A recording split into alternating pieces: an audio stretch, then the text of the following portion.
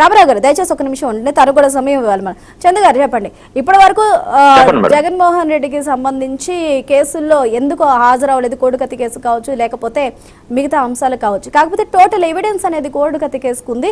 జగన్మోహన్ రెడ్డి మీద ఉన్న కేసులు ఏవైతే ఉన్నాయో A1 గా కావచ్చు A2 గా కావచ్చు దాని కింద ఉన్న వారి సంగతి కావచ్చు, ఎవిడెన్స్ అనేవి ప్రాపర్ గా లేవు అనేది ఆయన వాదన వినిపిస్తున్నారు.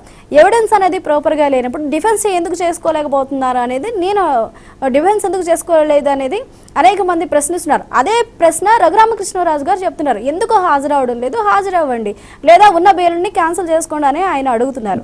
మరి 11 సంవత్సరాలు బెయిల్ మీద బయట ఉండవలసిన అవసరం ఏముంది? ఇమీడియట్ గా ఏ ఆధారాలు లేనప్పుడు ఎలాగో ఒక రూల్ అయితే ఉంది, ప్రజాప్రతినిధులకు సంబంధించి త్వరితగతిన వాటిని పరిష్కరించాలి అనేది, ఆ దిశగా ఎందుకు వెళ్ళే ప్రయత్నం చేయలేదు అంటారు? కేవలం గత ప్రభుత్వంలో జగన్మోహన్ రెడ్డి గారి వల్ల న్యాయస్థానం మీద ప్రజలకు కొంత నమ్మకం పోయింది మేడం. ఎందుకంటే ఈ రోజు సామాన్యుడు తప్పు చేస్తే చాలా విధానాలన్నీ కూడా మార్చి ఈ రోజు న్యాయస్థానం తీర్పులు వస్తున్నాయి. కానీ ఒక ఆర్థిక నేరస్తుడు ఈ రోజు బయట తిరుగుతూ కూడా కనీసం కోర్టుకు కూడా హాజరవ్వాలని పరిస్థితి.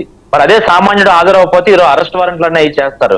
మనం గత కొద్ది రోజులుగా చూస్తే వివేకానంద రెడ్డి హత్య కేసు కూడా ఒకసారి ఆలోచన చేయండి.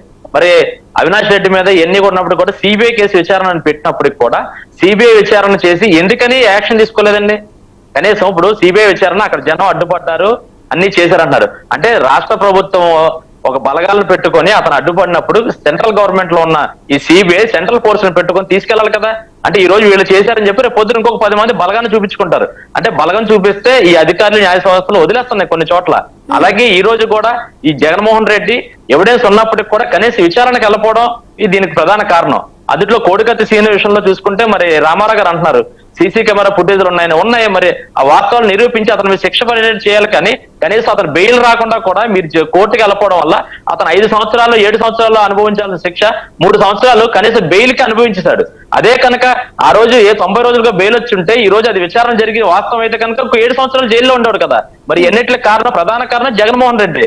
కేవలం వ్యవస్థల్ని అక్కడున్న కొంచెం అధికారుల్ని అడ్డు పెట్టుకొని ఈ రోజు వాళ్ళందరూ కూడా బలైపోయారండి. మనం చూస్తున్నప్పుడు బాలగురు స్వామి గారు చెప్పినా సరే, లాయర్ గారు చెప్పినా సరే ఒకటే చెప్పారు, ఏమనంటే వీళ్ళ వల్ల ఈ జగన్మోహన్ రెడ్డి వల్ల గత ప్రభుత్వం వల్ల ఈ న్యాయస్థానానికి ఎవరైతే సపోర్ట్ చేశారో ఈ అధికారులు నష్టపోయారు మేడం. ఎందుకంటే వాళ్ళ మీద ప్రలోభాలు పెట్టి అనేక రకాలుగా ఇబ్బంది పెట్టి ప్రభుత్వం ఉన్నాం కదని చెప్పని వీళ్ళు చెప్పినట్టు చేయాలని చెప్పి ఆడించడం వల్ల ఈ రోజు ప్రభుత్వం దగ్గర ఈ యొక్క ప్రభుత్వ అధికారులు కూడా చాలా మంది న్యాయస్థానం దగ్గర తలదించుకున్న పరిస్థితి జగన్మోహన్ రెడ్డి గారు వచ్చింది. మరి ఎవిడెన్స్ ఉన్నాయి, ఎవిడెన్స్ ఉన్నప్పుడు కూడా ఈ కోర్టుకు హాజరవ్వాలా. మరి ఈ రోజు మీరు ఇందాక ఒక మాట అన్నారు, నెక్స్ట్ ఇదే పరిస్థితి మళ్ళీ ఈ రోజువారీ దాంట్లో కూడా జరుగుతాయని. ఎలాగైపోయిందంటే మేడం, ఇప్పుడు సుప్రీంకోర్టులో మళ్ళీ తనకి ఇదే పరిస్థితి జరిగితే కనుక రేపు పొద్దు రఘురామకృష్ణరాజు గారు లాంటి లేకపోతే ఇంకోలో మళ్ళీ కూడా పిటిషన్ వేయాలి. ఏమంటే సుప్రీంకోర్టు తీర్పు ఇచ్చింది హైకోర్టుకి, హైకోర్టులో మరి పని చేయట్లేదని చెప్పి మళ్ళీ హైకోర్టుకి వెళ్ళి మళ్ళీ పిటిషన్ పరిస్థితి ఈ రోజు న్యాయస్థానంలో వస్తుందండి. ఇది కేవలం ఏంటంటే గతంలో ప్రభుత్వం అడ్డుపెట్టున్నారు, కానీ ఇప్పుడైతే అది జరగదు మేడం.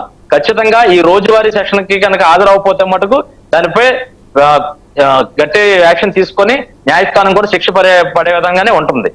రైట్ అండి, thank you so much Chandu గారు. అదేవిధంగా ఈ డిబేట్ లో పాల్గొన్న రామారావు గారికి, బాలగురు స్వామి గారికి, దద్దాల జగదీష్ గారికి థ్యాంక్ యూ అండి.